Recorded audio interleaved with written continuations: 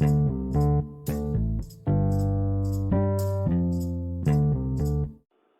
is up? What is going on? Dave at SVA Baseball Card Collectors. What a busy weekend.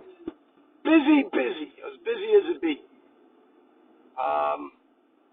Painting the nursery, the baby's room, because it's all pink and purple because I've had two girls and now I'm having a boy. So I had to paint that blue, which is one of the knocks of having a boy was painting. So that's why I was leaning towards the girl, just because it's less for me to do, and I'm just lazy. So did that all day. My parents got a new swing set for the kids, and it's just a little bit bigger, they say. Ends up being 3 or 4 feet bigger, taking up my whole backyard, so I'm not happy about that. But what are we going to do, right? What are we going to do? Chop it up and throw it away, maybe. But they were doing that. I was painting. So that was a whole day affair. And then yesterday,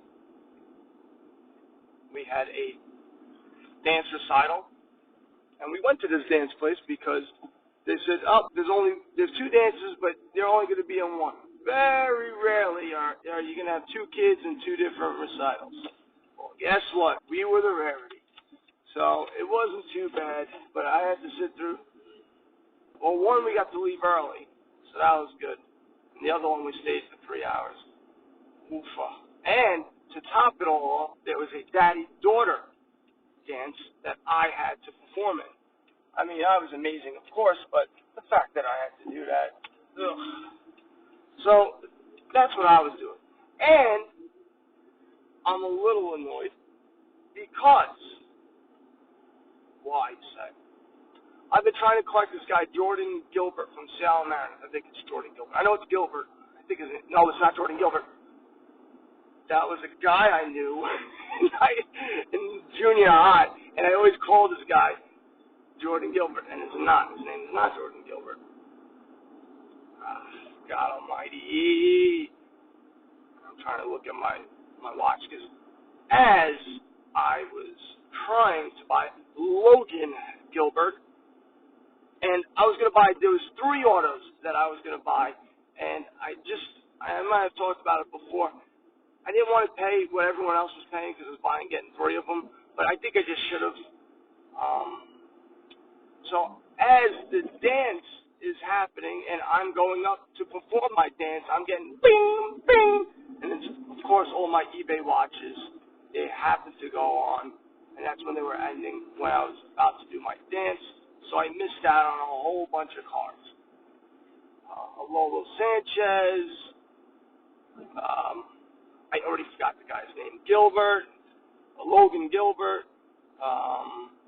So, yeah, I wasn't too happy about that. Look up his stats. He's been pitching really well. I think he had like a 1 ERA or something like that in like 5 or 6 starts. Maybe went up a little bit, but I don't think so. So his cards were relatively cheap, and I just haven't pulled the trigger. I actually have one of his. That's good, just from opening up boxes, which I really want to sell my cards. I got to sell because I've been buying too much, buying way too much and not selling at all. And that is I need to figure out investment and flipping. I need to put those 2 things in categories and actually stick to it. Because if I'm spending money on an investment, I don't think I'm going to be flipping it and turning it around so quickly. So I need to know, hey, that money's gone. And I'm not. I'm just going, all right, well, I'll just keep buying and keep buying and keep buying. And I'm not having a plan, which is what I tell everyone to do, but I don't do it myself.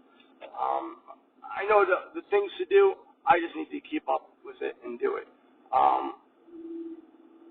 And I've been buying a lot of vintage lately, so most of the times when I'm buying vintage, I'm not getting a deal good enough that I can flip immediately. Sometimes there are, but for the most part, I'm getting a good deal, but it's a good deal for an investment of a couple of years down the line.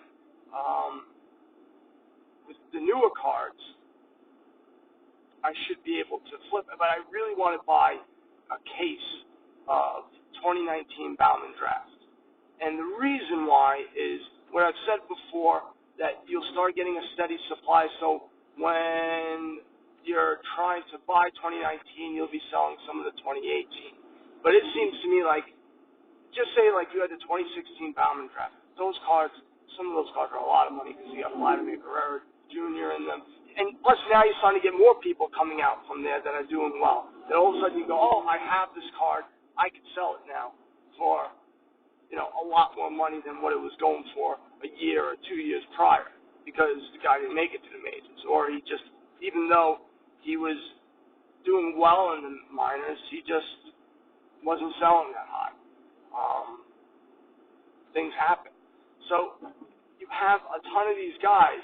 By 2016, I mean, those cases got to be, $8,000-9,000 now. That's a really expensive case because of Guerrero Jr. I think Tatis Jr.'s in it. There's a slew of guys, a ton of guys. So I think that would be a good strategy. Now,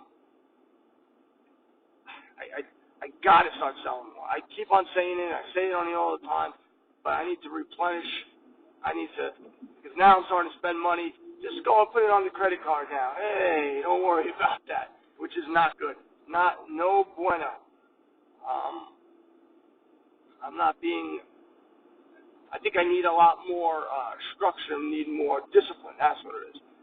That's what I was searching for in my head. I kept on opening doors, looking for this word, and it's going, I don't know, man. Just looking back at me. Discipline. I lack discipline. And that's what I used to say to Santa's friends. I still do, Santa's friends, when they start acting wild and crazy. You lack discipline. And that's exactly what I am. I'm lacking discipline because I'm just buying. I'm not buying willy-nilly. I'm buying smartly, but I'm not selling. So it's not coming around. So maybe I do finally sell that Gary Sanchez. It's been creeping higher and higher because he's been hitting more and more home runs. And my Yankees took 2 out of 3. I don't think they came back last night against the Red Sox. And if they did, I missed out on it, and it would be the greatest comeback since sliced bread. But I really don't think they came back. I know Golden State won. But beyond that, I don't know anything else. I really wasn't following too much this weekend. I was just too busy. Bad news that I saw, and this was posted on by Bernard in my Facebook group, about PWCC now is working with the FBI on these cutting and trimming, and PSA on these cutting and trimming issues. When he did that interview, the guy from PWCC, he failed to mention that he was working with the FBI. I can't imagine that this just happened. I think the information just came out. So if you can look it up on a lot of forums, and you can look it up on Google. I'm not going to go through the whole thing, the whole story. But the long story short, if you're just listening in first time, PWCC has been accused of selling trimmed cards, but these trim cards have been graded. So people are finding what the raw cards are or the previous graded cards, and then they see the new graded cards, and they're not the same. So if there was, either the edges are better, stains are gone, and things like that. So the FBI is now getting involved, which is crazy that the FBI is involved at all for stupid baseball cards and cardboard. But when there's money and lots of money involved, they tend to take notice because the government likes money. So they can get in on it and get some money out of it. Somehow, some way. The government goes, oh, no, we saved money, we're trying to do. Somehow, some way, I think they're making money out of this racket, too. But that's the conspiracy theorist in me. So another big hit for PWCC. I think it's way worse for PSF. Everyone's going after PWCC because that's who you buy your cards from, but there should be way more for PSA from the fact that they're getting through. That means they're not grading properly, or they have people in PSA who are being shady.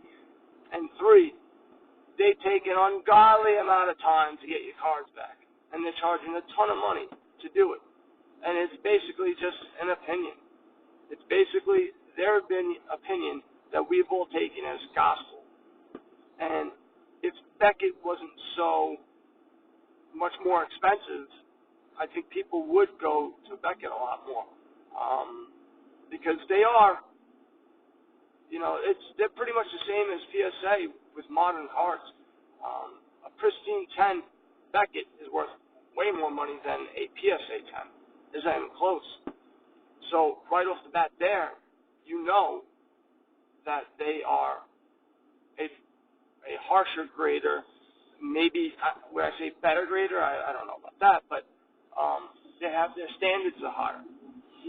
And a 9.5 doesn't go for as much as a PSA 10, but I think that may start to change, especially with all this news that, PSA can't figure out if a card's trimmed or not. And the worst part about it is everyone thought it was vintage, and they're now seeing that it is modern cards as well, which is another, to me, crazy, because these cards, sometimes they go a little off-center, but they're in pretty good condition most of the time, these modern cards. They're damn good. They're not like they used to be in the 80s, where you can open up a case of cards and maybe get a handful of cards that are mint, and I'm just talking about commons in general. So, even though the junk era has millions and millions of cards made, I would say a fraction of that is actually in awesome condition. I think that's the vernacular, awesome condition. So, another black guy for PWCC and PSA, even though PWCC is trying to come out in front of it. Who knows? Who knows if they're being shady or if not. They're trying to do the right thing. I don't know. I know with PWCC, it's also, you have a lot of people say shill bidding, which I always thought was a big possibility, because there's nothing for, if you consign something to PWCC, there's nothing to stop you from creating an eBay account and bidding on it, trying to get it higher. The only, thing is, if you lose, it's not good at all, because that means you won your card. So do you not pay and then it goes on the block again? I don't know how that works. But all right, I am at my job. You know what that means? I gotta go. I gotta get out of here. SVA Baseball Card Collectors. That's my Facebook group. SVA BB Collectors on Instagram. I'm also on YouTube. Hit me up, guys. Buy some cards to go broke, people. Later.